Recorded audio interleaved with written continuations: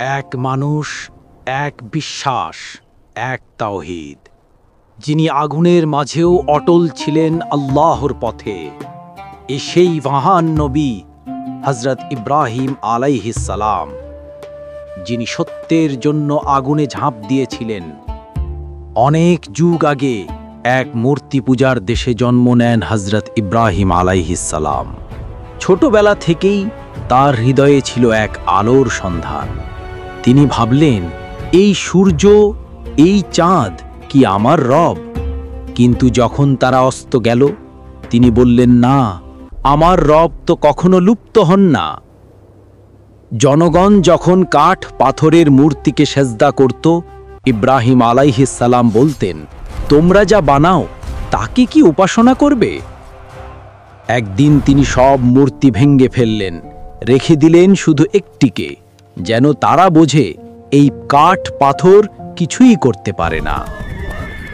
রাজা নমরুদ তাকে ডেকে বলল, তোমার রব কে? ইব্রাহিম আলাইহিস সালাম বললেন, আমার রব তিনি, যিনি জীবন দেন, মৃত্যু দেন।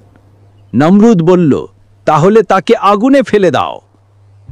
কিন্তু আল্লাহ বললেন, হে আগুন, তুমি ঠান্ডা হয়ে যাও ইব্রাহিমের জন্য।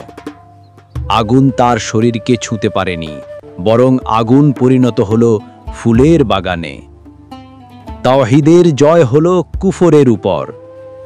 আল্লাহর আদেশে তিনি তার স্ত্রী হাজেরা ও শিশু ইসমাইলকে রেখে গেলেন নির্জন মরুভূমিতে।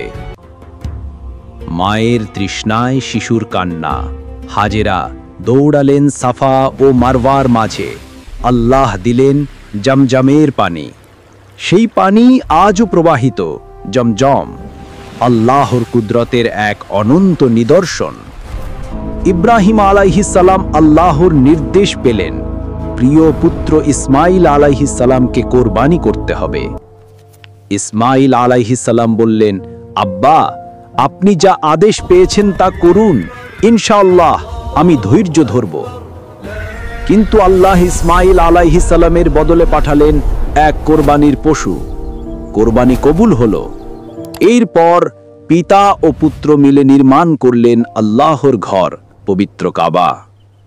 তার নাম আজও উচ্চারিত হয় প্রতিটি নামাজে, আল্লাহুম্মা সাল্লি আলা ইব্রাহিম। তাওহীদের ইতিহাসে চির অম্লান ইব্রাহিম আলাইহিস সালাম, এক মানুষ, এক উম্মাহ। তার জীবনের শিক্ষা আল্লাহর পথে অটল থাকা, ত্যাগ এবং তাওহীদের আহ্বান। হযরত ইব্রাহিম আলাইহিস সালাম সত্যের এক অনন্ত আলো। ধন্যবাদ সবাইকে ভিডিওটি শেষ পর্যন্ত দেখার জন্য।